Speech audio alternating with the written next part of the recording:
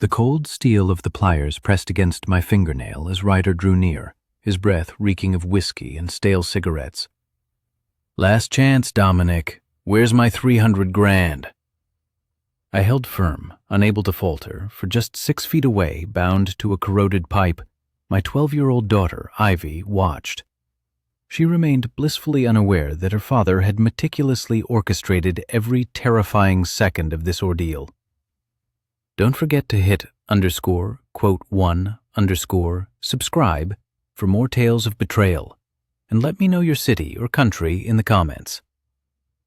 The warehouse was thick with the stench of gasoline and decaying flesh. My wrists, secured with zip ties to a metal chair, throbbed. Dried blood caked my split lip, a souvenir from Tristan, Ryder's enforcer, who had landed a solid punch an hour earlier. Ivy's muffled sobs pierced the silence, and I fought the instinct to meet her gaze. Not yet. A glance now would shatter my carefully constructed facade, and shattering that facade meant certain death for both of us. Ryder's boots echoed on the concrete floor as he began to circle me slowly. He was younger than I'd anticipated, likely in his mid-30s, with slicked-back hair and an expensive watch that seemed out of place in the grimy surroundings. You borrow money, convinced you're untouchable. You believe consequences simply don't apply to you. I meticulously regulated my breathing, keeping it shallow and laced with fear. This was the image he needed to perceive, a desperate father hopelessly out of his depth. I didn't know what the money was for, I rasped, injecting a tremor of genuine terror into my voice. You said it was a loan, clean. I needed it for my daughter's medical bills. And now you owe me, Ryder countered, crouching before me, his cold eyes locking onto mine. $300,000 plus interest. That's 400 grand total. I don't have that kind of money, my voice cracked convincingly. I'm just a mechanic. Then you'll work it off. He rose abruptly, snapping his fingers. Tristan advanced, pulling Ivy forward. Her face was streaked with tears, her school backpack still slung over her shoulders. My heart constricted, but I maintained my composure. Dad, her voice was barely a whisper. Don't hurt her, I pleaded, allowing true desperation to seep into my tone. Please, I'll do anything you want, just don't hurt my little girl. Ryder's lips curved into a smile that failed to reach his eyes. You have 48 hours. There's a shipment coming in Thursday night. You're going to drive it across state lines. Do that, and we'll call it even. Refuse. He drew a knife from his belt, dragging its blunt edge across Ivy's cheek. She whimpered. And I'll make sure you watch her die excruciatingly slowly. Every fiber of my being screamed to snap the zip ties and end him then and there. But I couldn't. Not yet. Okay, I whispered. Okay, I'll do it. Smart man. Ryder resheathed the knife and nodded to Tristan. Cut him loose. Take the girl back to school. Dominic here is going to behave, aren't you, Dominic? I nodded frantically. Tristan severed my restraints and shoved me forward. I stumbled, feigning weakness, and watched as he seized Ivy's arm. Dad, she cried out. It's okay, baby, I called after her, my voice deliberately shaking. Do what they say. I'll fix this, I promise. The door slammed shut behind them. Ryder lit a cigarette, observing me through the veil of smoke. You look like you've been in a fight before. I froze. Your hands, he continued, gesturing with the cigarette.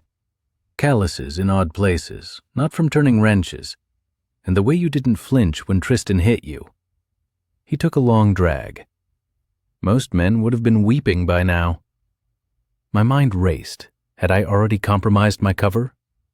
I used to box, I said quickly, years ago, before Ivy was born. That's why I needed the money, medical bills from an old injury that flared up again. Ryder stared at me for a long, uncomfortable moment. Then he laughed.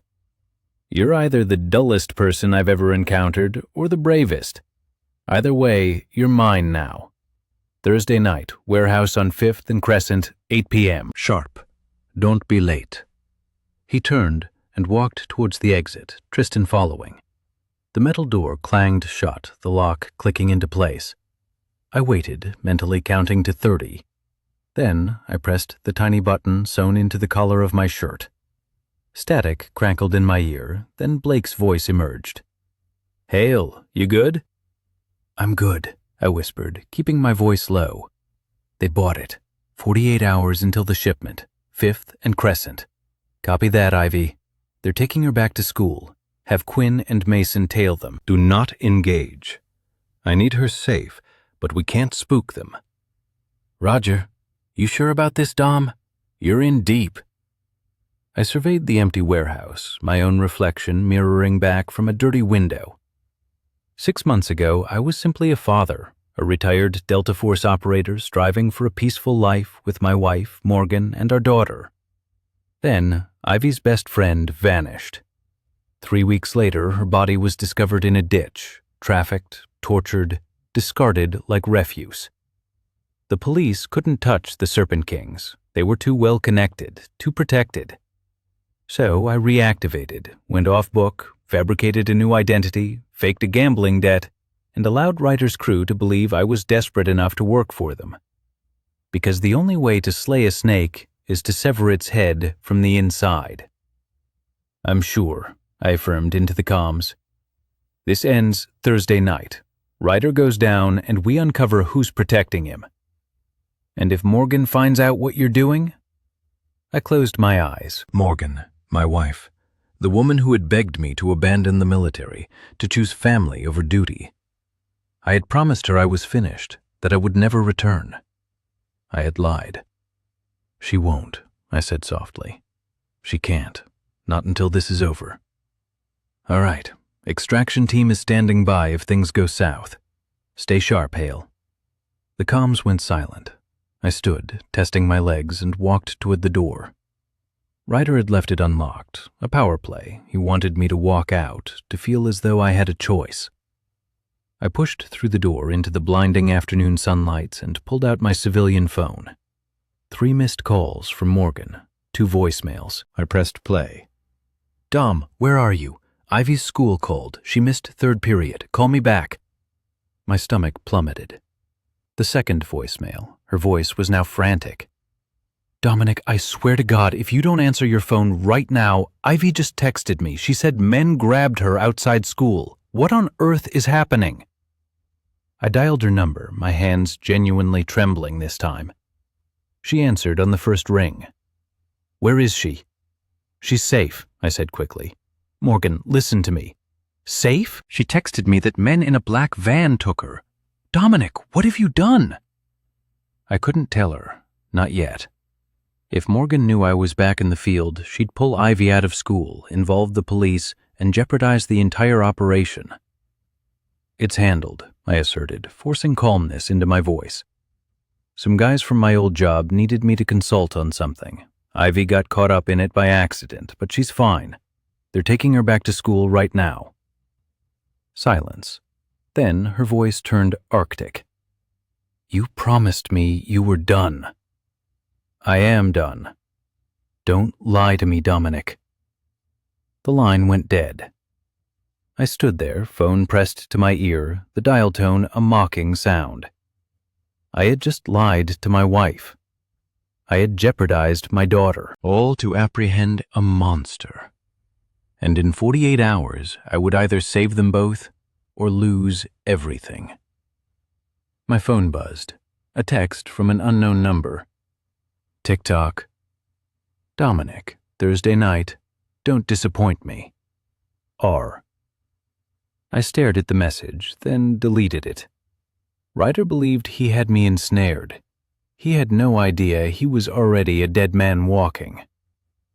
I drove home in silence, my knuckles white from gripping the steering wheel. The sun dipped below the suburban landscape, illuminating rows of identical houses with perfectly manicured lawns and 2-car garages. Normal lives, safe lives. Everything I had pledged to Morgan we would have when I left the teams 3 years ago. That promise died the night I identified Ivy's best friend in the county morgue. Her name was Clara, 12 years old. Ivy had spent countless nights at her house, giggling about boys and sharing secrets the way young girls do. Then, one Tuesday, Clara didn't show up for school. Her parents called the police. The police dismissed it as a runaway case. 2 weeks later, a jogger found her body, dumped in a drainage ditch 30 meters outside the city. The autopsy report detailed how she had been drugged, trafficked, and tortured for 11 days before her death. I pulled into my driveway, leaving the engine idling. Through the kitchen window, I could see Morgan pacing, her phone pressed to her ear. She was furious, terrified, and I was about to lie to her face again. I killed the engine and walked inside. She spun around the moment I opened the door, her green eyes blazing. "Where is she?" "On her way back from school," I stated calmly. "Blake's team is escorting her. She'll be here in 20 minutes. "Blake." Her voice turned frigid. "Captain Blake, your old handler." I didn't answer. Morgan crossed the room in 3 strides and shoved me hard in the chest. "You told me you were done. You looked me in the eyes 6 months ago and swore you were never going back." "I'm not back," I lied. "Blake called me in for a consult, some gang intel. It's nothing." "Nothing?" She was shaking now. "Men took our daughter, Dominic. How is that nothing?" I reached for her, but she recoiled. "Morgan, listen." "No, you listen." Her voice cracked. "When you retired, you promised me we'd be a family, that Ivy would grow up with a father who came home every night, not a ghost who disappears for months at a time on classified missions you can't talk about. You promised." Guilt twisted in my chest like a blade. She was right. I had promised. But how could I explain that Clara's death had shattered something within me? That every time I looked at Ivy, I saw Clara's face in that morgue? That the only way I could sleep at night was knowing I was doing something to stop the monsters who had done this? "I kept that promise," I said quietly. "This is a one-time thing. Blake needed my expertise on a trafficking ring. I'm not back in the field. I'm just helping from the sidelines." Her laugh was bitter. "You're a terrible liar." Before I could respond, headlights swept across the living room. A black SUV pulled up outside. The back door opened and Ivy leaped out, her backpack bouncing on her shoulders. She looked small, vulnerable. Morgan pushed past me and ran outside. I followed, watching as she enveloped Ivy in her arms, meticulously checking for injuries. "I'm fine, Mom," Ivy mumbled, burrowing her face into Morgan's shoulder. "They didn't hurt me. They just drove me around for a bit, then dropped me off at school." Morgan shot me a silent message over Ivy's head, a look that plainly stated, "This conversation isn't over." I acknowledged it with a nod. Mason emerged from the driver's seat, his expression unrevealing. He appeared to be in his late 30s, solidly built like a linebacker, with a prominent scar tracing down his left cheek. He'd been a member of my team for 5 years before my retirement, I explained. Now he serves as Blake's second in command. "All clear," he stated softly. "No story to tell. They bought the cover. Good." I glanced toward Morgan, who was guiding Ivy into the house. "Give us 10 minutes, then we'll debrief." Mason nodded and got back into the SUV. Following Morgan and Ivy inside, I braced myself for the inevitable confrontation. Yet Morgan's reaction surprised me. She didn't shout or throw anything. Instead, she gently tucked Ivy into bed, kissed her forehead, and descended the stairs in silence. I waited in the kitchen for her return. She poured herself a glass of wine, drank half of it in one gulp, and then set the glass down forcefully on the counter. "How long?" she demanded, her voice low. "How long what?" I asked. "Don't," she warned, her tone unsettlingly calm. "How long have you been concealing this from me?" I slowly let out a breath. 6 months. Her face drained of color. 6 months? You've been running operations for 6 months and never told me? "It's not like that," I countered. "Then how is it, Dominic?" Her voice rose as she stepped closer. "Because from my perspective, it appears you've returned to the very thing you swore you'd never do again. And you've dragged our daughter into it." "I didn't drag her into anything," my own voice sharpened. "Ryder's gang abducted her to pressure me. I didn't plan that." "But you planned everything else," she retorted. She retrieved my jacket from a chair and pulled something from an inside pocket, a burner phone I'd neglected to hide. She held it up like incriminating evidence. "I discovered this yesterday. 6 different numbers. Encrypted messages. Do you seriously think I'm ignorant?" My stomach lurched. "Morgan, who are you collaborating with?" She unlocked the phone. I had been careless, no passcode. She scrolled through the messages, her expression hardening with each line. "Blake, Mason, Quinn, and who's this? Package secured, extraction at 0200 hours. What package, Dominic? What extraction?" I gently took the phone from her. "I can't tell you." "Can't or won't?" she pressed. "Both." She stared at me for a long moment, then turned and walked to the sink, gripping the edge as if to hold herself together. When she spoke again, her voice was barely a whisper. "Clara's death shattered you. I understand that. But you can't bring her back by playing the hero." "I'm not playing the hero," I stated. "I'm stopping the people who killed her." She spun around, tears streaming down her face. "At what cost? Ivy nearly died today because of you. What happens when they uncover your true identity? What happens when they come for us?" "They won't," I asserted. "You don't know that." "I do," I insisted, stepping closer, my voice firm. "Because in 48 hours, this will be over. Ryder goes down, his entire operation collapses, and I walk away for good." She searched my eyes, seeking sincerity. "Promise me." "I promise." "No," she shook her head.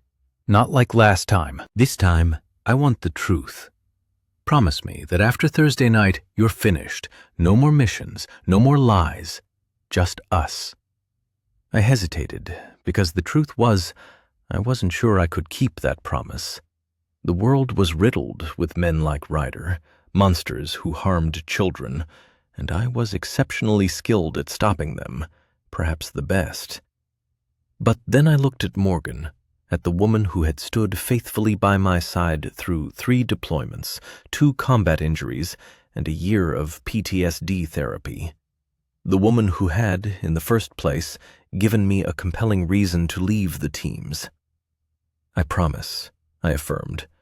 "After Thursday night, I'm done." She nodded slowly, wiping her eyes. "I'll hold you to that." A knock at the door interrupted us. Mason returned, his expression urgent. "We have a problem."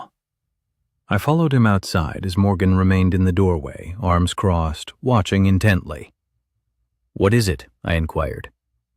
Mason handed me a tablet.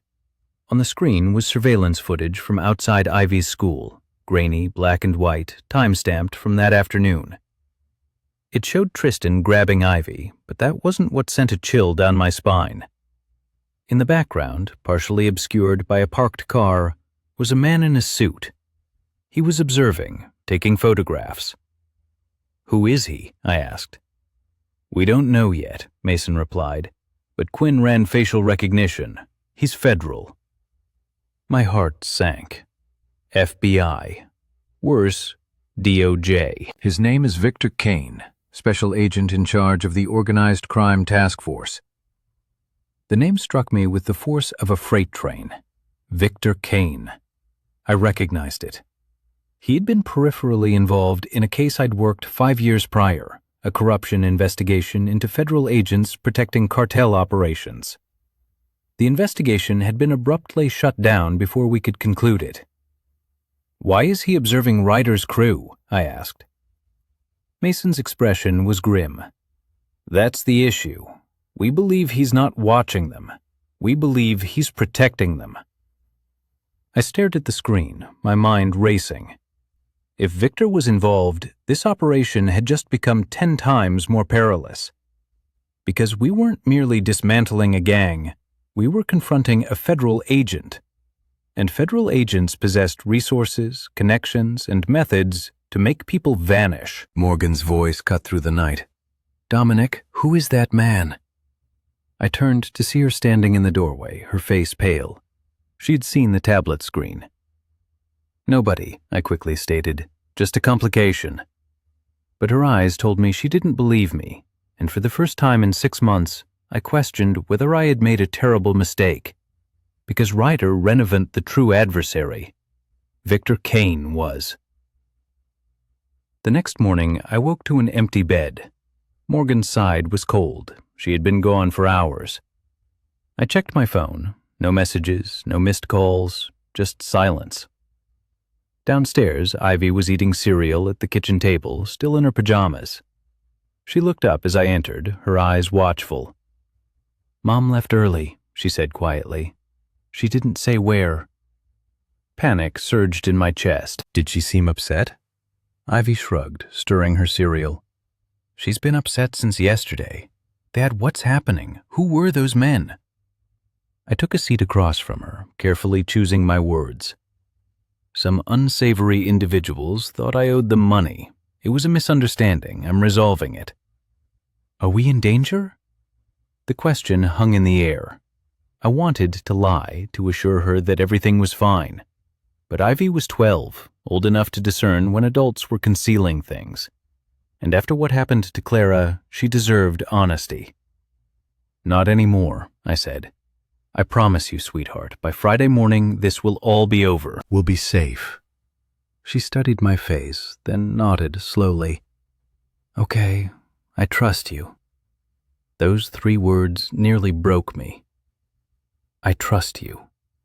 The same words Clara had likely spoken to her parents before she disappeared. My burner phone vibrated, a text from Mason. Morgan showed up at the safe house. Blake's talking to her now. You need to get here. I stood, grabbing my keys. Ivy, I need you to remain home today. Don't answer the door for anyone except me or Mom. Understand? But it's Wednesday. I have school. Not today. My tone was firm. Lock the doors after I leave. If anything feels wrong, call 911 first, then call me. Her eyes widened. Dad, you're frightening me. I knelt, taking her hands. I know, and I'm sorry, but I need you to be brave for one more day. Can you do that? She nodded, blinking back tears. I kissed her forehead and headed for the door, my mind racing. Morgan had gone to Blake. She knew the location of the safe house. I'd mentioned it once, years ago, never imagining I'd meet it again. If she was there now, demanding answers, this entire operation could unravel. The safe house was an unremarkable apartment building 20 minutes across town. I parked in the underground garage and took the service elevator to the 3rd floor. Mason waited outside apartment 3C, his expression grim. She's been here for an hour, he said. Blake tried to send her home, but she's not leaving until she speaks with you. I pushed past him and opened the door. Morgan sat on the couch, arms crossed, her face a mask of controlled fury. Blake stood by the window, looking uncomfortable. Quinn, our tech specialist, a wiry guy in his 20s with glasses, was hunched over a laptop in the corner, feigning disinterest. Morgan, I began. Don't.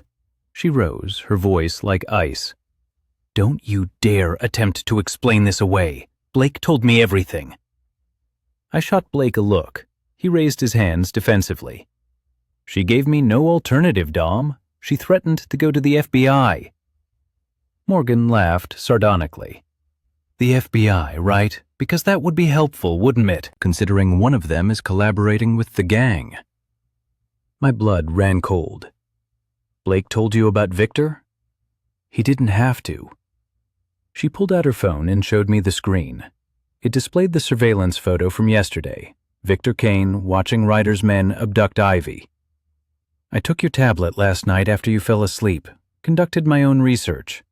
Victor Kane, DOJ, 15 years of service, decorated, respected, and apparently corrupt. I closed my eyes. Of course she would have investigated. Morgan was a lawyer. Sifting through evidence was her profession. You shouldn't have done that, I said quietly. You shouldn't have lied to me for 6 months. her voice cracked. Clara's death shattered you. I understand that. I loved her too. She was like a second daughter. But this, she gestured around the safe house. This isn't grief, Dominic. This is obsession. You're jeopardizing our family to play vigilante. I'm not playing anything. I stepped closer, my voice low. Ryder's gang has trafficked over 40 girls in the past year. 40. And Victor Kane has been protecting them, burying investigations, making evidence vanish. If I don't stop this, it will never cease. Then let someone else do it. Tears streamed down her face now. You're not Delta Force anymore. You're a father, a husband. That should be enough. It's not enough when girls like Clara keep dying. The words came out harsher than I intended. Morgan flinched as if I'd slapped her. Blake cleared his throat. Perhaps we should grant you two some privacy. Morgan, however, turned to him resolutely. No, I demand answers. You reactivated him. You dragged him back into this nightmare. Explain why. Blake hesitated, then let out a sigh. Because he's the absolute best. When Clara's case grew cold, we began investigating similar disappearances. We uncovered a disturbing pattern. Young girls, suburban neighborhoods, all connected to the Serpent Kings. We desperately needed someone who could infiltrate deeply, someone they would never suspect. Dominic stepped forward. You volunteered, Morgan echoed, her voice devoid of emotion. She looked at me as if seeing a stranger. You made this choice. I chose to do something meaningful, I countered. We matter, she exclaimed, her voice rising to a shout. Ivy and I, we're supposed to be more important than just some mission. A sudden silence descended upon the room. Quinn ceased typing. Mason shifted uncomfortably in the doorway. Morgan roughly wiped her eyes. I can't endure this. I can't stay home agonizing over whether you'll return, wondering if armed men will show up at our door again, fearing Ivy might be next. Morgan, please, I pleaded. She raised a hand, effectively silencing me. I'm taking Ivy to my sister's place in Portland. We leave tonight. When this is all over, if you survive, you can call me. Maybe we'll talk. Maybe we won't. You can't leave, I said, desperation lacing my tone. It's not safe. Ryder doesn't know who I am. You ensured that, didn't you? Kept your fake identity separate from your real family? Her smile was bitter. At least you did one thing correctly. She moved towards the door, but I blocked her path. Morgan, listen to me. Tomorrow night, this ends. Ryder's shipment arrives. We'll take him down. Victor will fall with him. Then it's finally over. Just give me 24 more hours.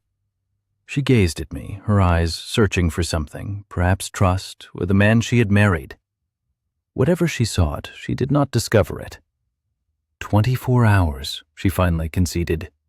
But Ivy stays with me, and if anything at all happens to her because of this, Dominic, I will never forgive you. She pushed past me and exited. The door slammed shut, echoing behind her. I stood there, frozen, feeling as if my entire world had just departed. Mason's voice shattered the stillness. We have another problem. I turned. What now?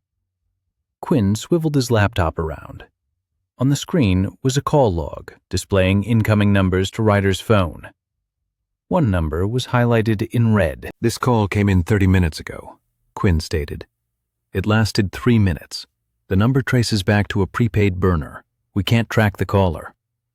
So? I asked impatiently.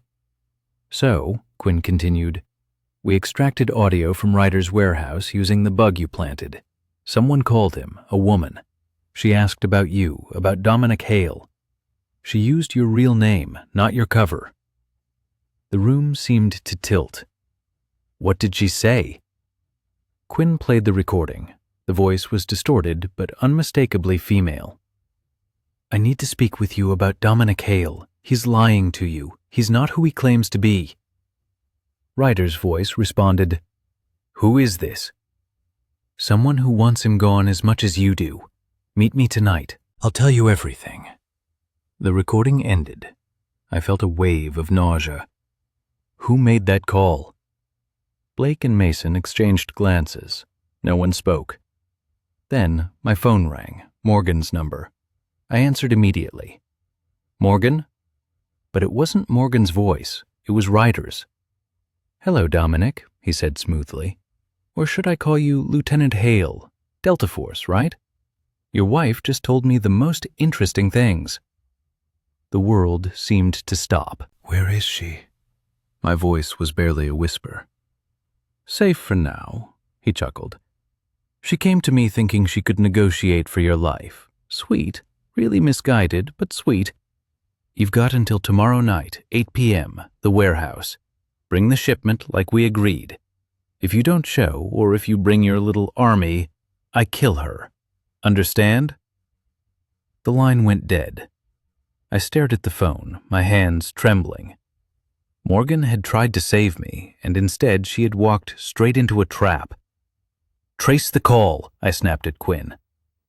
His fingers flew across the keyboard. Already on it. Signals bouncing through 3 different towers. Got it. The call originated from a gas station off Highway 9, 15 minutes from here. I grabbed my jacket. Mason, you're with me. Blake, coordinate with the team. I want eyes on that location now. Dom, wait, Blake stepped forward. If you go in hot, Ryder kills her. We need a plan. The plan is I get my wife back. I headed for the door. By doing exactly what he wants, Blake's voice was sharp. He's baiting you. This is interrogation 101. Separate the target from their support. Make them emotional. Force mistakes. I spun around. Then what do you suggest? I suggest you think like an operator, not a husband. Blake pulled up a tactical map on the wall monitor. Ryder knows who you are now, which means he knows we're coming. He'll have the warehouse fortified, guards, weapons, maybe even Victor's federal resources backing him up. Mason crossed his arms. Lake's right. We walk in there tomorrow night, we're dead. My phone buzzed, a text from an unknown number. I opened it. It was a photo of Morgan tied to a chair in what looked like a basement. Her lip was split, blood trickling down her chin, but her eyes were defiant. The message below read, She's got spirit. Let's see how long that lasts. Tomorrow, 8 p.m. Come alone. Rage burned through me like acid. I'm going to kill him. Not if you're dead first, Blake said. Listen to me. We have one advantage. Ryder thinks he's in control. He expects you to show up desperate and alone. So, we flip the script. How? Blake zoomed in on the warehouse location. The shipment is real. 20 women being moved from a staging house to buyers across 3 states. Victor's been coordinating it through federal channels, fake transport documents, clean routes. If we intercept the shipment before it reaches Ryder, we cut off his leverage. Quinn looked up from his laptop. I've been monitoring chatter on the dark web. The buyers are already in position. They're expecting delivery at midnight tomorrow, 4 hours before your deadline with Ryder. So we hit them at midnight, Mason said. Free the women, grab the buyers, use them as leverage to trade for Morgan. I shook my head. Ryder won't care about the buyers. He's got federal protection. He'll just set up another shipment. Not if Victor's already in custody, Blake said quietly. The room went silent. You want to arrest a federal agent? I asked. With what evidence? A surveillance photo and a hunch? With this. Quinn spun his laptop around. The screen displayed financial records, wire transfers, offshore accounts, names, and dates. I've been digging into Victor's finances since we ID'd him. He's been laundering money through shell corporations for years. Millions, all tied to trafficking operations across 6 states. How did you get this? Blake asked. Quinn grinned.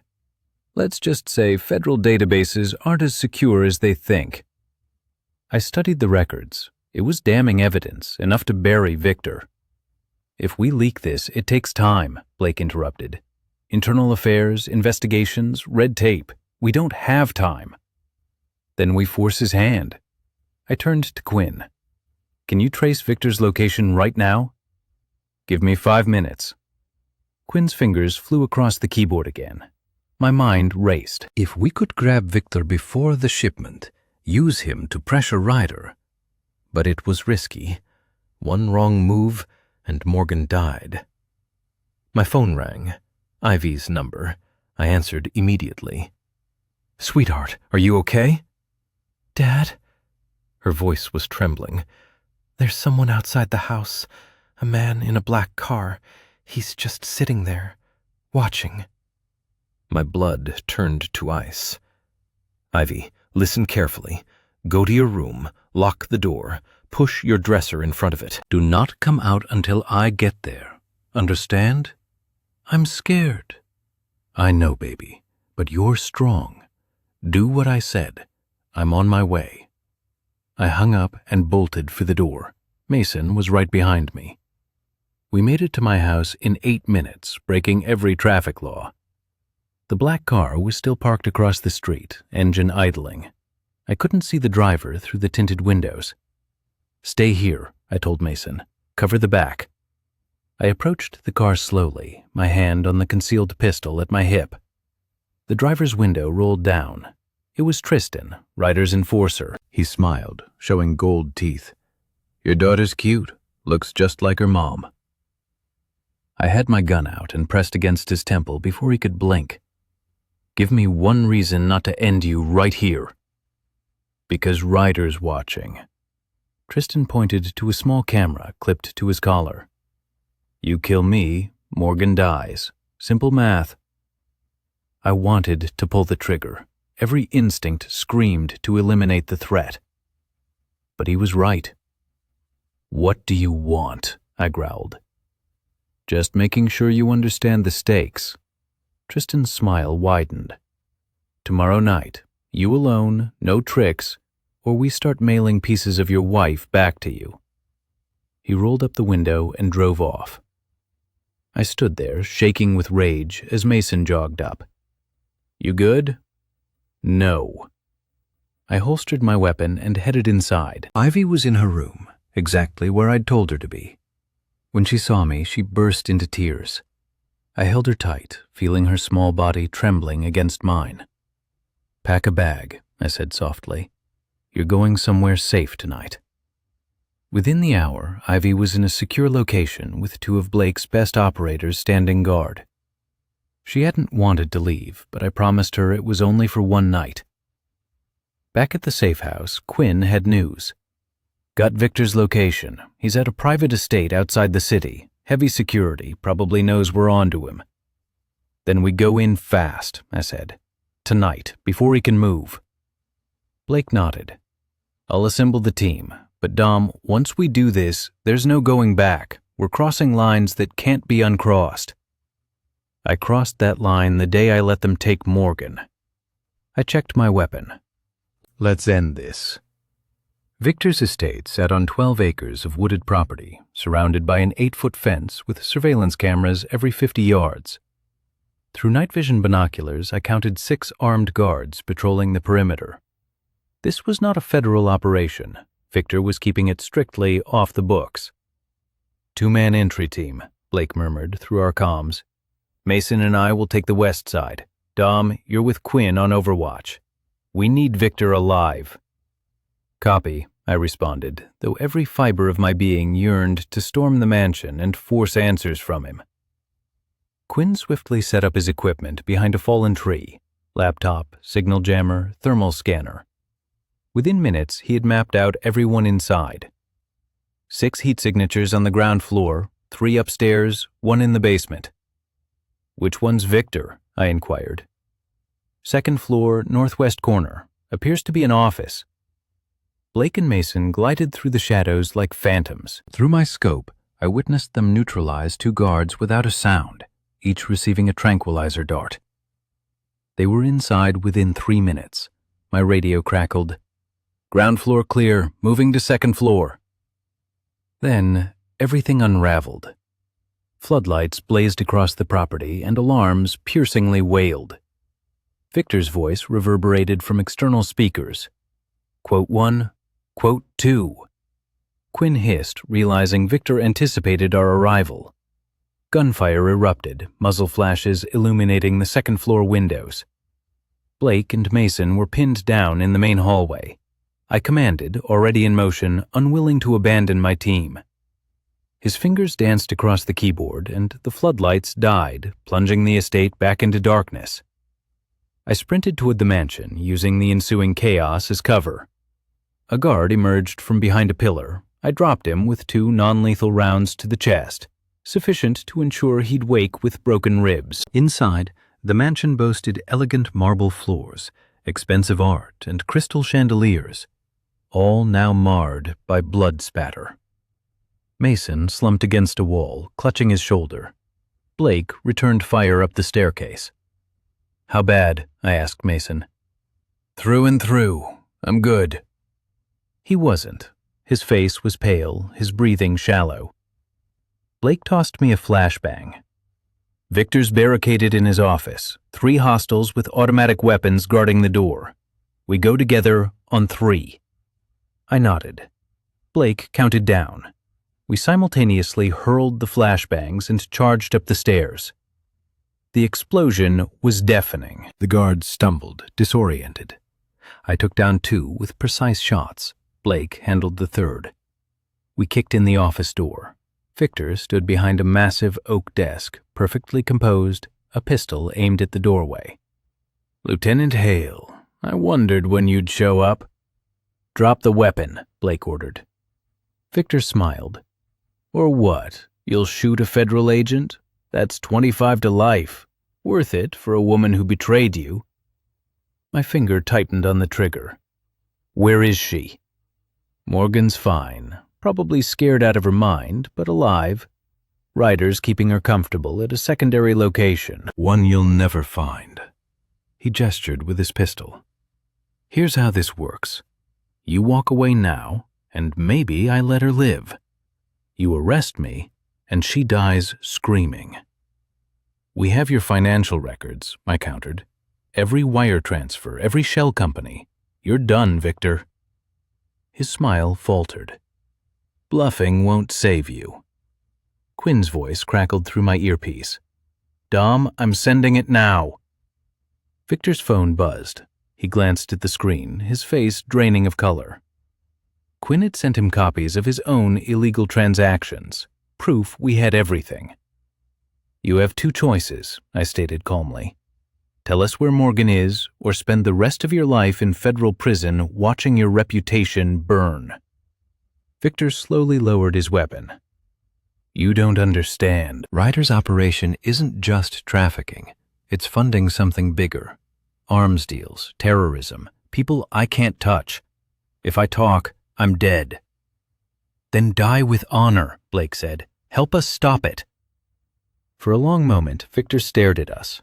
Then his shoulders sagged.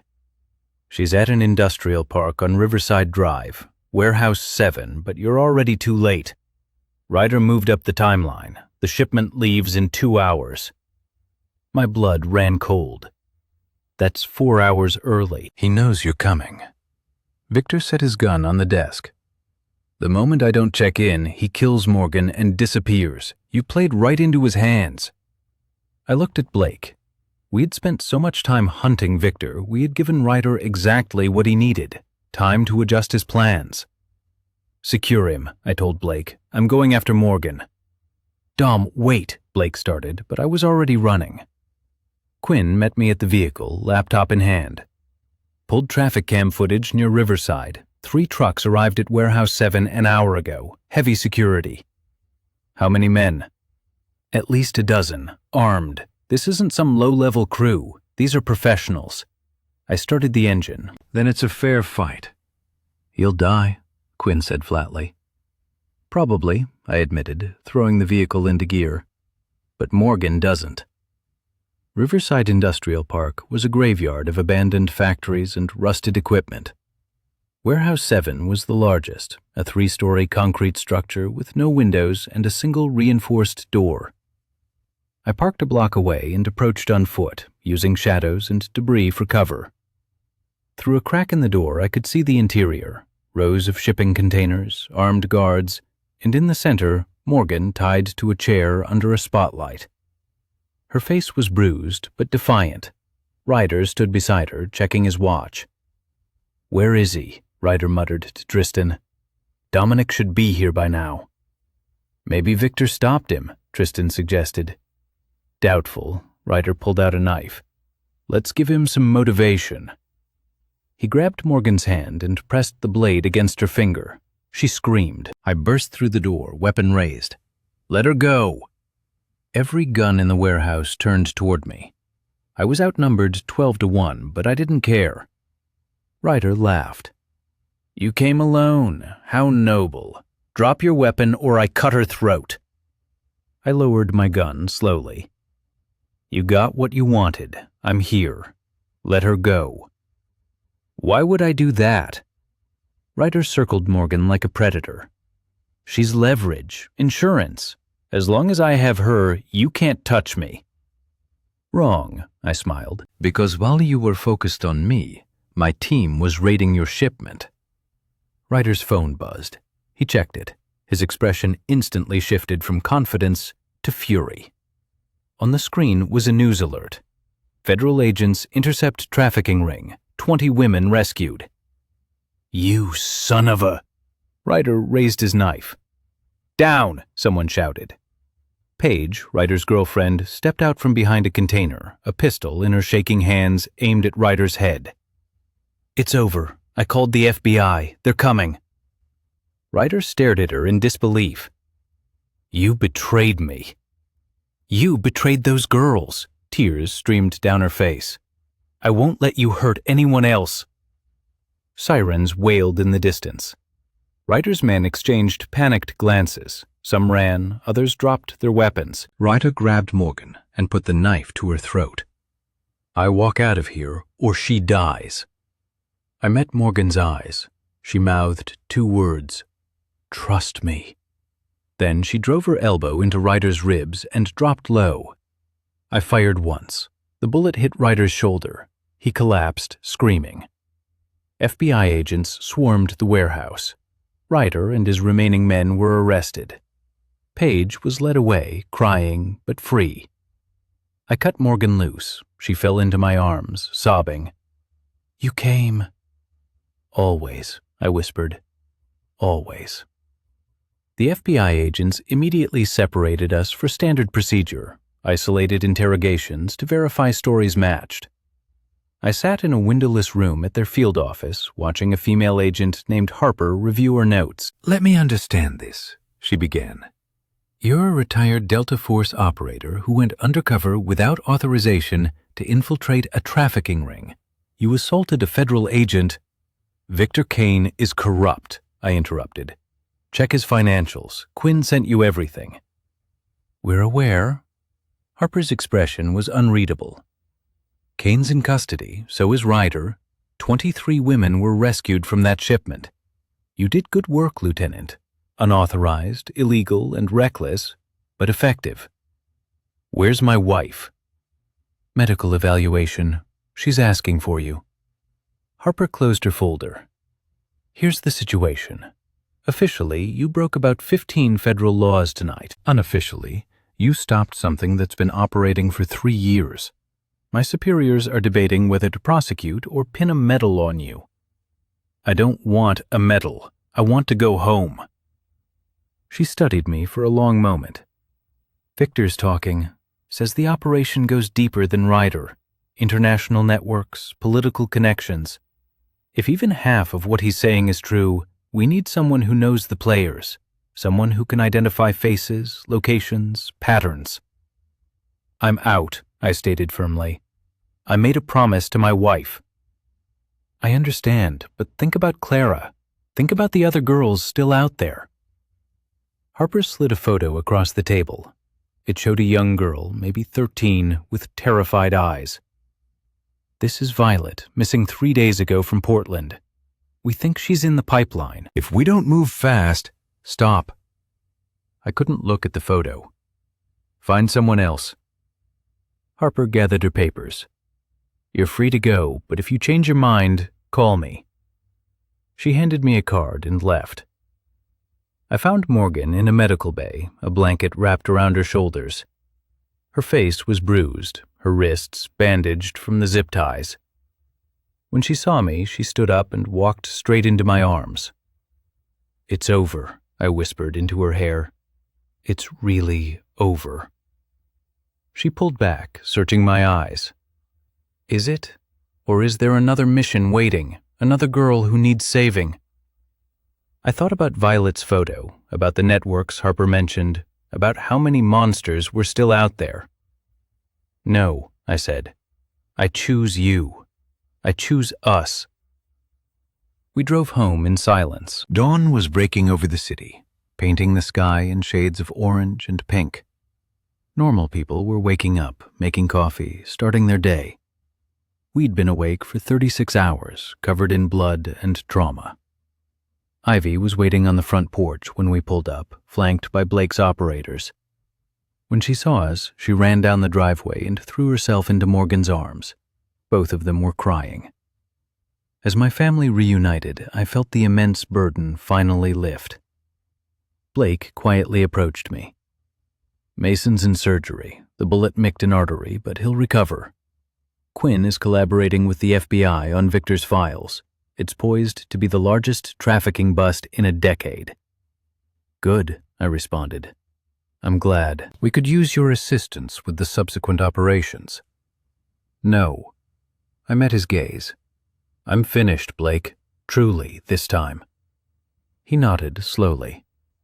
"Understood. You've earned it, brother."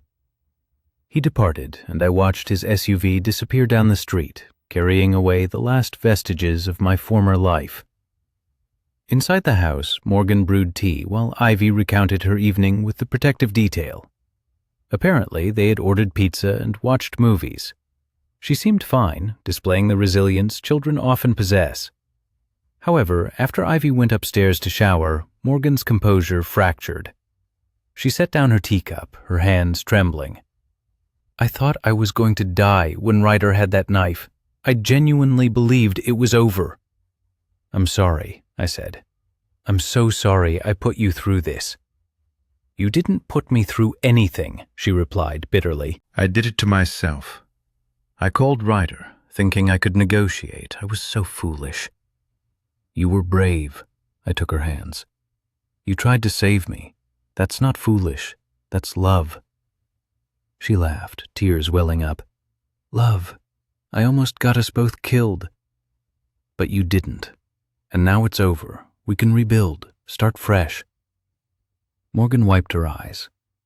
"Can we? Because I don't know if I can forget what happened. Every time you leave the house, I'm going to wonder if you're really going to the store or running some secret mission. Then we'll go to therapy, both of us, for as long as it takes." I squeezed her hands. "I'm not losing you again." She searched my face, then nodded slowly. "Okay, but no more secrets, ever." "No more secrets," I promised. My phone buzzed, a text from an unknown number. I opened it, anticipating spam. It was a photograph of Paige, Ryder's ex-girlfriend, who had assisted us. She stood outside a courthouse, smiling for the first time since I had met her. The caption read, "Witness protection approved. Starting over. Thank you." I showed Morgan. "She's safe." "Good." Morgan leaned her head on my shoulder. "At least something positive came from all this." We sat there in the quiet morning light, exhausted but together. Outside, the neighborhood was awakening, children heading to school, adults going to work. A normal, beautiful, boring life. Exactly what I desired. Yet, in the back of my mind, I kept seeing Violet's photo, those terrified eyes. The clock was ticking. Someone else will save her, I told myself. Someone else will stop the monsters. I only hoped I was right. 3 days passed, normal, tranquil days. Morgan returned to her law firm part-time. Ivy went back to school with 2 undercover agents posing as substitute teachers. I mowed the lawn, mended a leaky faucet, and pretended everything was fine. But at night, Violet's face haunted me. The missing 13-year-old girl from Portland, with terrified eyes, still out there somewhere. On Friday evening, Blake appeared unannounced. Morgan tensed when she saw him through the window. "It's okay," I assured her.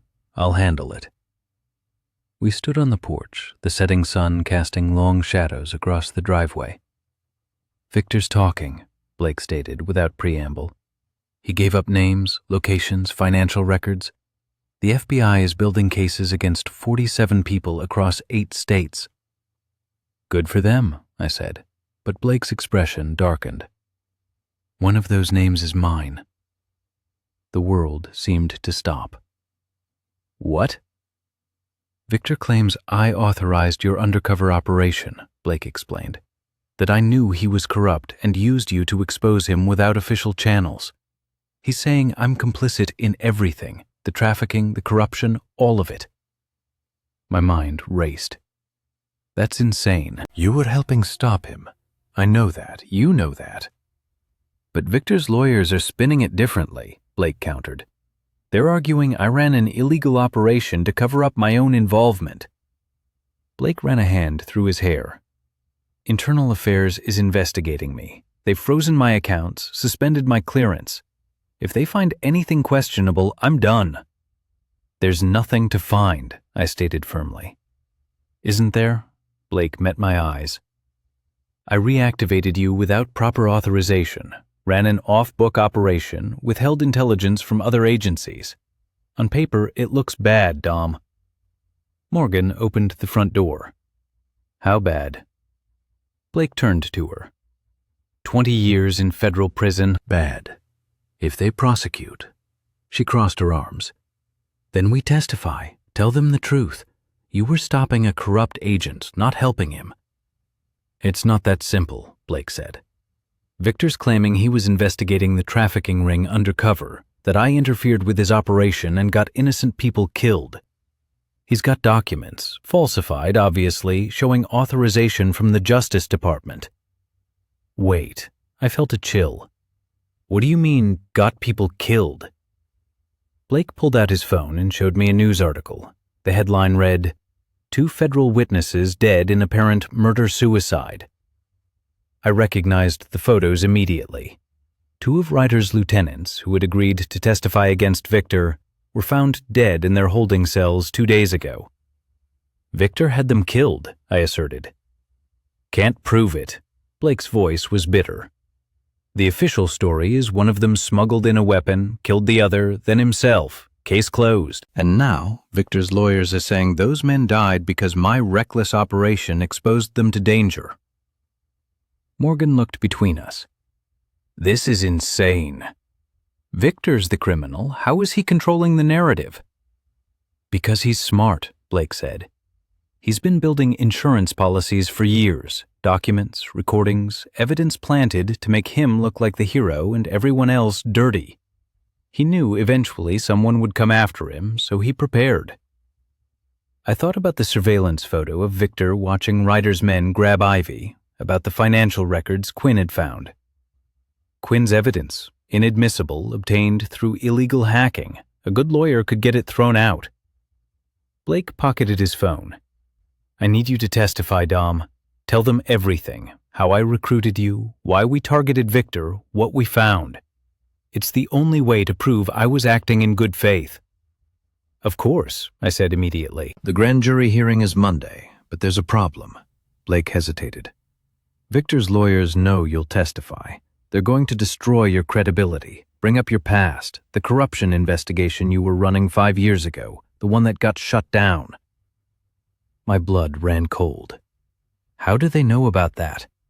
"Because Victor was the one who shut it down." Blake's voice was quiet.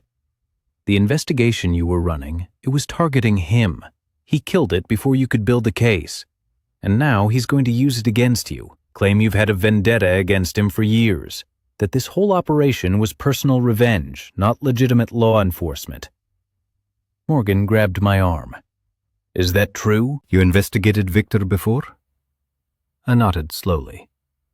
5 years ago, before I retired, we had intelligence suggesting federal agents were protecting cartel operations.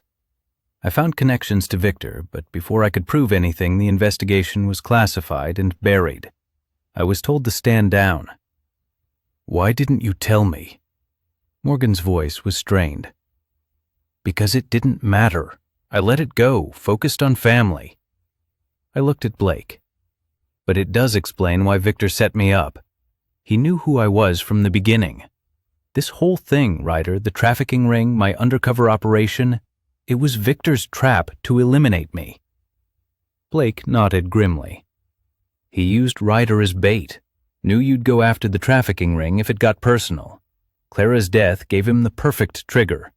He probably even tipped Ryder off about her, knowing you'd come investigating. The implications struck me like a freight train. Clara hadn't died randomly. Victor had orchestrated it to draw me out, to destroy me. That son of a... I couldn't finish the sentence. Morgan's face was pale.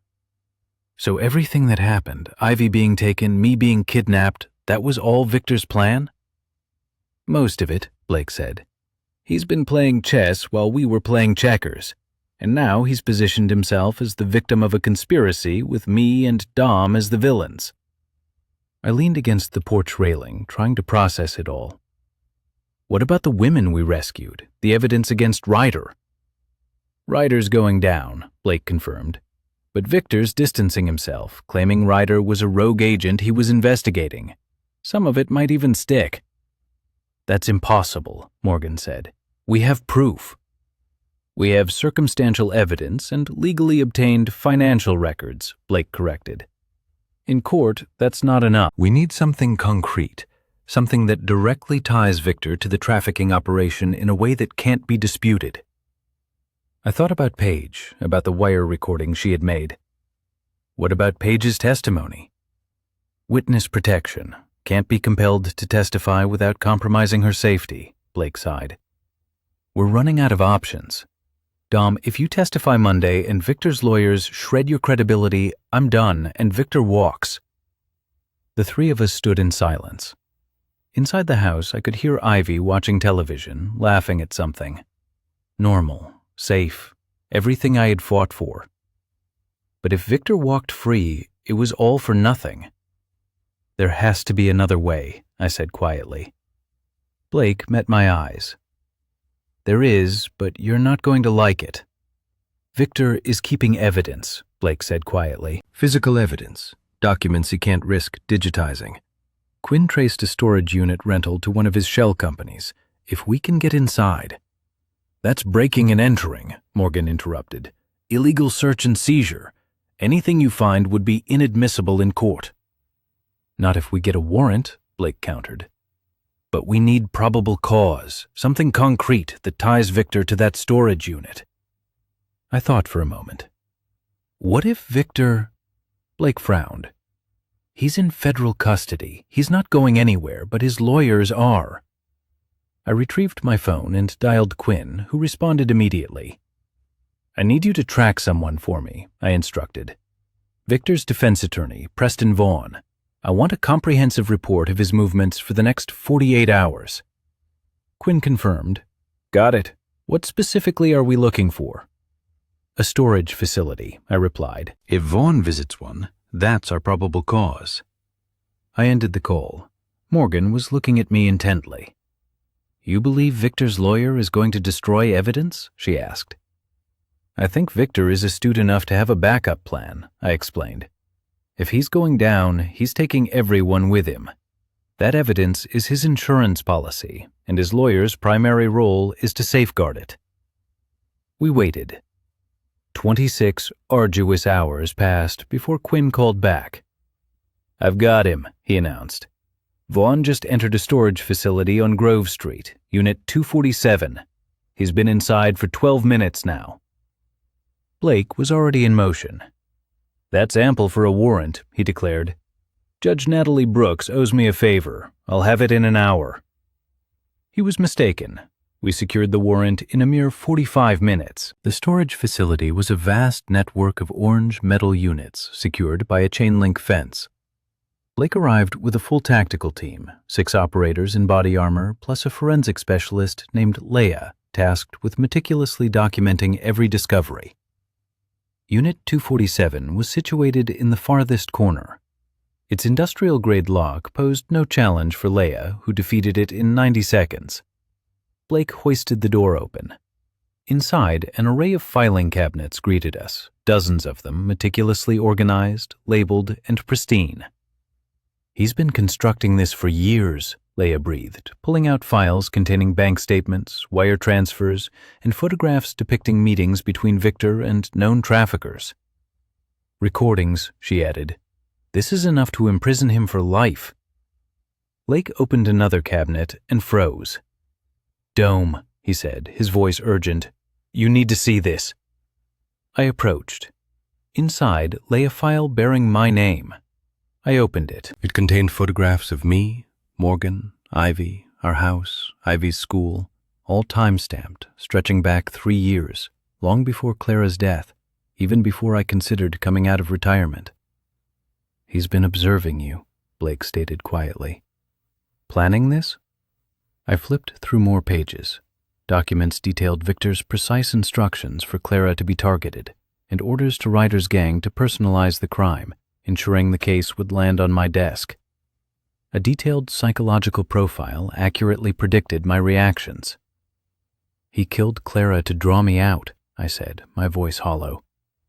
"She was 12 years old, and he murdered her just to get to me."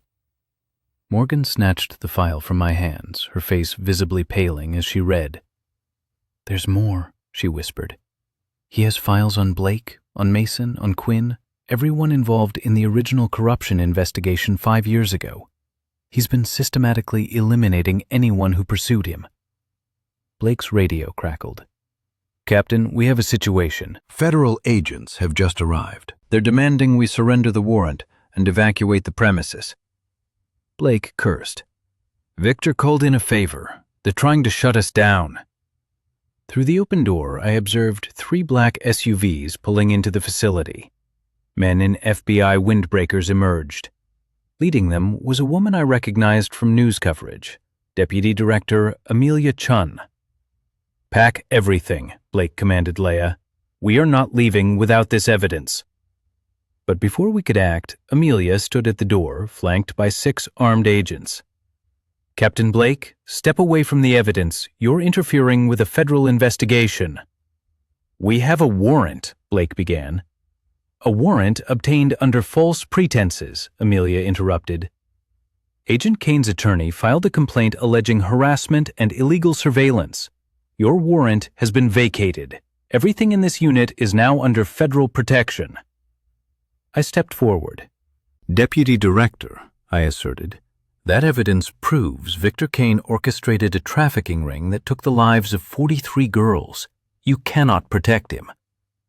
Amelia's expression remained impassive. "I am not protecting anyone. I am adhering to protocol. If you possess evidence of wrongdoing, submit it through proper channels. But at this moment, you are trespassing on federal property." Blake's team looked at him, awaiting orders. For a moment, I believed he might resist, refuse to leave, initiating a standoff that would irrevocably damage our careers. Instead, he nodded. "Stand down. We're leaving." We departed empty-handed. Behind us, federal agents entered the storage unit and began loading everything into trucks. "He won," Blake remarked quietly. "Victor is going to walk, and there's nothing we can do."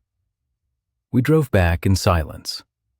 At the safe house, Mason awaited us with news that compounded our defeat. "Victor's being released," he announced. "His lawyers argued insufficient evidence. The judge granted bail pending trial. He's free." Morgan sank into a chair. "How is that possible?" she questioned. "Because without the evidence from the storage unit, we have nothing that will stand up in court," Blake explained. "The trafficking victims cannot specifically identify Victor. The financial records Quinn uncovered are inadmissible, and Victor's lawyers have successfully portrayed him as the victim of a vendetta." My phone rang, an unknown number. I answered. "Hello, Dominic." Victor's voice was smooth, triumphant. "I wanted to personally thank you." By pursuing me so aggressively, you've provided my lawyers with everything they needed to discredit the entire case. I'll be fully exonerated by next week. We found your files, I retorted. We know you killed Clara. Files that are now in federal custody, where they'll be classified and buried, he scoffed. You honestly believed you could touch me? He laughed. I've been operating for 15 years. I've survived 5 investigations, 2 internal audits, and a congressional inquiry. You were merely another obstacle. I will stop you, I stated quietly. No, you won't, he countered. Because if you approach me again, I'll have you arrested, and then I'll visit Morgan and Ivy. I know where they reside. I know Ivy's schedule. I know everything about you. His voice hardened. Walk away, Lieutenant, or your family will bear the consequences. The line went dead.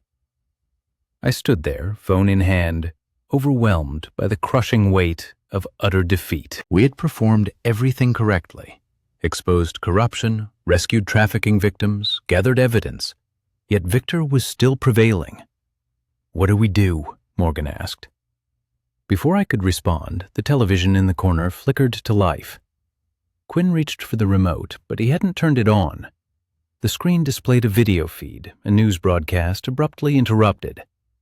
A woman appeared on screen, young, perhaps 25, with dark hair and haunted eyes. She was seated in what appeared to be a lawyer's office. My name is Paige Monroe, she declared directly into the camera. I am in witness protection because I testified against Ryder Hayes and his trafficking operation. But what the public doesn't realize is that Ryder was working for someone else, a federal agent named Victor Kane. The room fell silent. Paige continued.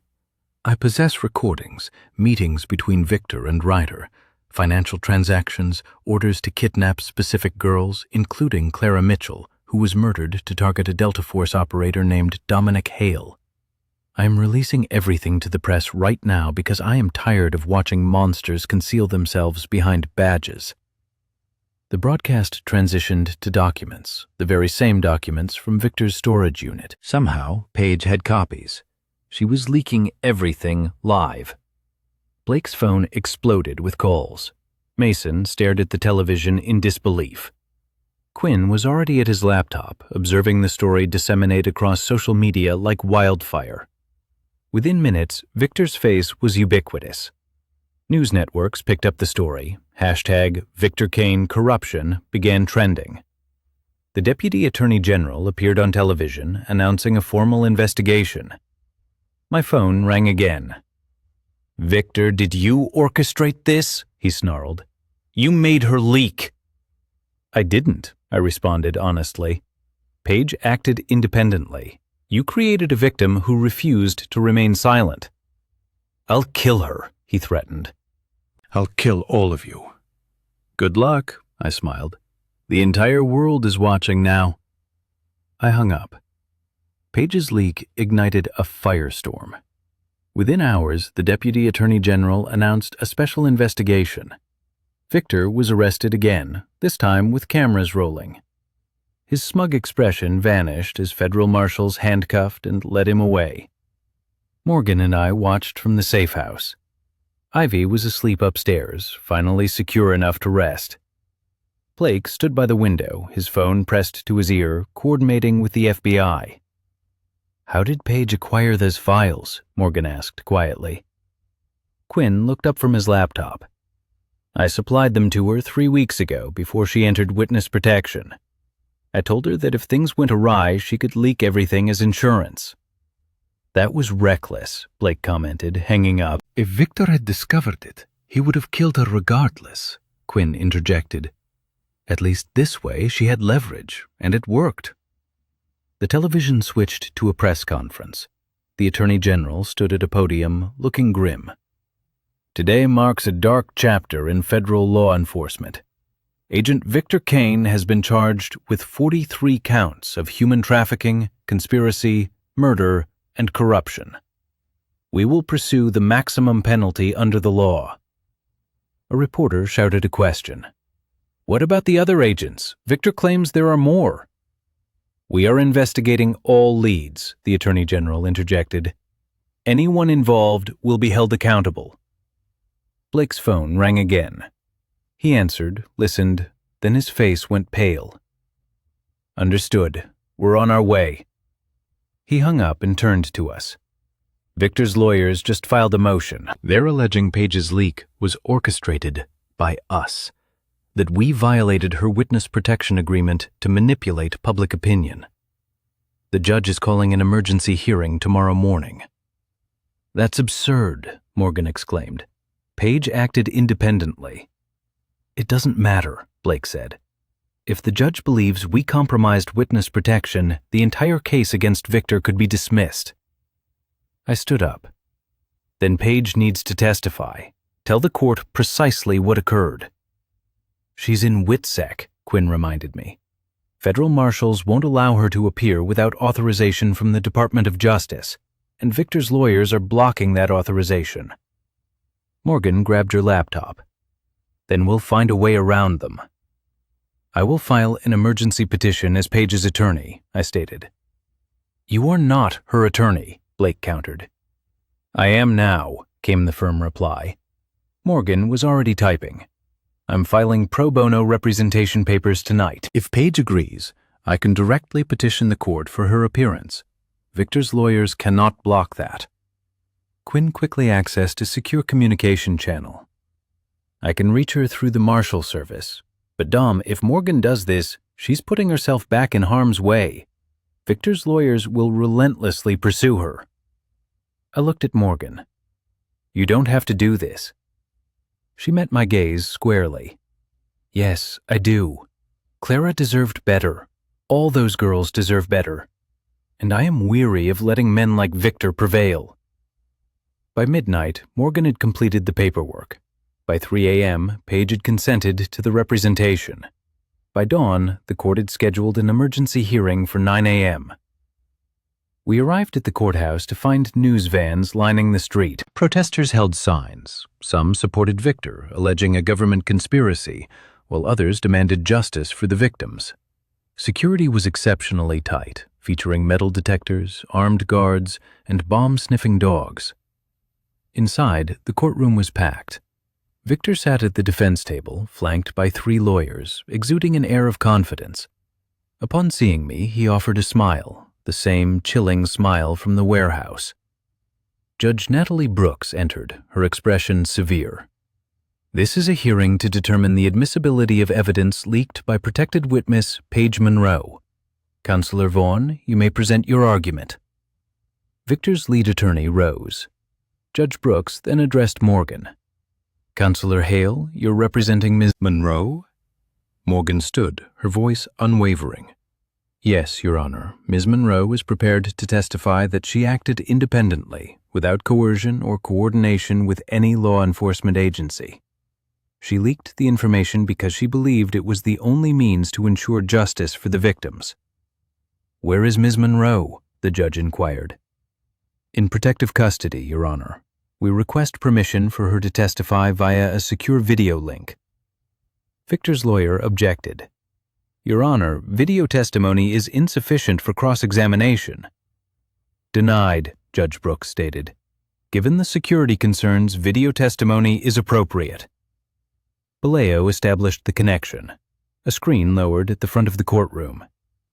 After a moment, Paige appeared, seated in the plain room, a federal marshal visible behind her. She looked nervous but resolute. Morgan began. Miss Monroe, did anyone from law enforcement ask you to leak the documents? No, Paige replied clearly. I did it on my own. Why? Paige took a deep breath. Because I watched Victor Kane destroy lives for years. He used Ryder, used all of us to traffic innocent girls. When I entered witness protection, I thought I was safe. But then I saw him getting released, saw his lawyers twisting everything. I knew if I didn't speak up, he'd walk free and do it all again. Did Lieutenant Hale or Captain Blake instruct you to do this? No, they didn't even know I had copies of the files. Quinn gave them to me as insurance, but the decision to leak was mine alone. Victor's lawyer approached for cross-examination. Ms. Monroe, you've admitted to multiple crimes: theft of classified documents, violation of witness protection terms. Why should we believe anything you say? Paige's eyes hardened. Because I have nothing left to lose. Victor took everything from me. My life, my identity, my freedom. The only thing I have left is the truth. And the truth is, he's a monster who deserves to rot in prison. The courtroom erupted. Judge Brooks banged her gavel. Order! Victor's lawyer pressed on. You were Ryder's girlfriend. You benefited from his criminal enterprise. I was his prisoner, Paige interrupted, her voice breaking. He beat me, threatened to kill me if I left. I helped those girls escape because I knew what it felt like to be trapped. Victor knew what Ryder was doing to me and didn't care. He only cared about his operation. The lawyer attempted another angle. The documents you leaked. How do we know they're authentic? Quinn stood up from the gallery. Your Honor, I can verify their authenticity. I'm the one who obtained them from Agent Ka's storage unit before it was seized. Judge Brooks scrutinized Quinn. And you are? Quinn Fletcher, intelligence specialist. I worked with Lieutenant Hale on the undercover operation. Victor's lawyers immediately objected. Your Honor, this witness has admitted to illegal hacking. Enough, Judge Brooks held up a hand. I've heard sufficient testimony. Here's my ruling. Ms. Monroe's leak was unauthorized, but not illegal. She acted as a private citizen exercising her First Amendment rights. The evidence she disclosed is admissible. Furthermore, given the gravity of the charges and the strength of the evidence, I'm remanding Agent Kane to custody without bail pending trial. Victor shot to his feet. This is a setup. They fabricated everything. Sit down, Agent Kane, Judge Brooks said coldly, or I'll add contempt to your charges. Marshals escorted Victor out. As he passed our table, he locked eyes with me one last time. No smile now, just pure hatred. Morgan collapsed into her chair, trembling. I wrapped my arm around her. You did it. She shook her head. Paige did it. She's the brave one. On the screen, Paige was crying. Is it over? Is he really going to prison? Yes, Morgan said softly. It's over. The trial lasted 6 weeks. Every day, Morgan and I sat in that courtroom, watching Victor's empire crumble piece by piece. 43 trafficking victims testified. Paige bravely told her story. Quinn meticulously presented the financial evidence. Blake documented the entire undercover operation. The jury deliberated for 4 hours. Guilty on all counts. Judge Natalie Brooks sentenced Victor to life in prison without possibility of parole. You wore a badge, she declared, her voice cutting through the silent courtroom. You swore to protect the innocent. Instead, you destroyed them for profit. Society will never forgive you. This court certainly won't. Victor showed no emotion as they led him away, but I saw it in his eyes. The precise moment he realized he had finally lost. Outside the courthouse, reporters swarmed us. I kept walking, Morgan's hand in mine, until we reached the parking lot where Ivy was waiting with Blake's team. Is it over, Dad? She asked quietly. I knelt down to her level. Yes, sweetheart, it's truly over. She threw her arms around my neck and I held her tight, feeling 3 years of pent-up tension finally release its grip. Ryder was sentenced to 30 years in a separate trial. His entire criminal organization was dismantled, resulting in 17 arrests, 8 federal indictments, and the rescue of 32 additional victims across 5 states. Paige received full immunity and a new identity through witness protection before she disappeared into her new life. She sent Morgan a letter. I watched my wife read it, tears streaming down her face. What does it say? I asked. She's going to college, Morgan whispered. Psychology. She wants to help other survivors. She looked up at me. She's going to be okay. Blake was cleared of all charges. Internal Affairs concluded he had acted appropriately given the circumstances. He was promoted to Deputy Director of Special Operations. Mason recovered from his surgery and returned to active duty. Quinn was offered a position with the FBI's Cybercrimes Division. As for me, I kept my promise to Morgan. I did not return to Delta Force, nor did I answer when Blake called with new missions. I fixed the fence in our backyard, coached Ivy's soccer team, and learned to sleep through the night without seeing Clara's face. 3 months after Victor's sentencing, Morgan surprised me with an idea. "I want to start a foundation," she said over breakfast, "for trafficking victims, legal support, counseling, housing assistance." Clara's foundation. I looked at her, this woman who had been kidnapped, terrorized, and nearly killed, now channeling her trauma into something that could help thousands. "That's perfect," I said. "I'll need help," she continued. "Someone who understands what these families are going through, someone who won't stop fighting for them." "I'm in," I said immediately. Morgan smiled, the first genuine smile I had seen from her in months. "I was hoping you'd say that." We launched Clara's foundation 4 months later. Paige became our first success story. We helped fund her education and connected her with therapists who specialized in trauma recovery. Ivy volunteered on weekends, stuffing envelopes and organizing fundraisers.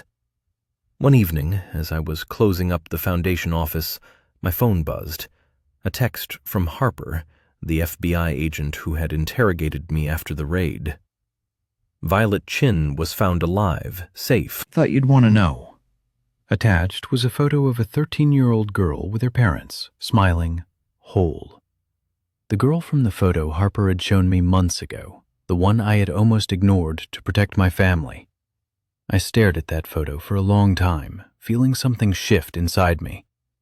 We had saved her. Not just me, but all of us. Blake, Quinn, Mason, Morgan, Paige. We had stopped the monsters, and this girl got to go home. That night, Morgan found me on the porch, the photo still on my phone screen. She sat beside me, resting her head on my shoulder. "You're thinking about going back," she said quietly. "No," I said honestly. "I'm thinking about how many people it took to save one girl, how we couldn't have done it alone." I turned to her. "The foundation, that's how we saved the next one, and the one after that. Not by going undercover or risking our lives, by building something that lasts." She kissed my cheek. "I love you, Dominic Hale." "I love you too." Ivy called from inside the house. "Dad, Mom, dinner's ready." We stepped through the doorway together, returning to a life of normalcy, to family, to the existence I had nearly forfeited. Victor Kane met his end in prison 18 months following his sentencing. Inmates harbor little kindness for those who harm children, and I offered him no warning. Blake, having retired from federal service, joined Clara's foundation, assuming the role of Director of Security. Mason emerged as our principal investigator, collaborating with law enforcement to pinpoint at-risk youth. Quinn engineered a sophisticated digital network that meticulously tracked trafficking patterns and disseminated vital intelligence to agencies across the globe. And Clara, her very name transformed into a beacon of hope. Whenever we rescued a victim, secured a conviction, or helped a survivor reconstruct their life, we invariably invoked Clara's name. We ensured she was never merely a statistic. She mattered. She profoundly altered the world by departing it far too prematurely. 5 years later, Clara's foundation had extended its aid to over 3,000 victims, spanning 32 states. Morgan was featured prominently in national magazines. Ivy, upon graduating high school, declared her aspiration to study criminal justice. As for me, I finally achieved self-forgiveness for my inability to save Clara, finding solace in the countless others I had rescued in her memory. One afternoon, I visited Clara's grave, tenderly placing flowers on her headstone, and recounted to her tales of the foundation, of all the lives she had inadvertently touched. "We miss you," I whispered, "but you are not forgotten. You never will be." The wind rustled gently through the trees, and for a fleeting moment, a profound sense of peace enveloped me. This was hardly the outcome I had envisioned when I first embarked on my undercover assignment. I had anticipated vengeance, violence, and a violent form of closure. Instead, I discovered something far more meaningful: redemption through a renewed purpose, healing through dedicated assistance to others, and a family that staunchly refused to allow trauma to define them. Morgan and Ivy awaited in the car. I made my way back to them, leaving Clara to rest peacefully beneath the cool shade of an ancient oak tree, her enduring legacy blossoming in every life we preserved. This was the odyssey of a father who transmuted into a powerful force for justice. Now, I am eager to hear from you. What burning question do you have about this narrative? Please share it in the comments below, and do let me know your viewing location, your city or country. I cherish connecting with listeners from all corners of the world. If this story resonated with you, please hit that like button and subscribe for more gripping thrillers and epic revenge sagas. What themes resonate most with you for future stories? Military revenge, intricate family betrayals, or intense undercover operations? Your input in the comments will guide me in delivering precisely the kind of content you desire. Until our next encounter, stay safe, remain strong, and always remember, justice invariably finds its way. We will reconvene soon with another thriller designed to keep you utterly engrossed. Take care.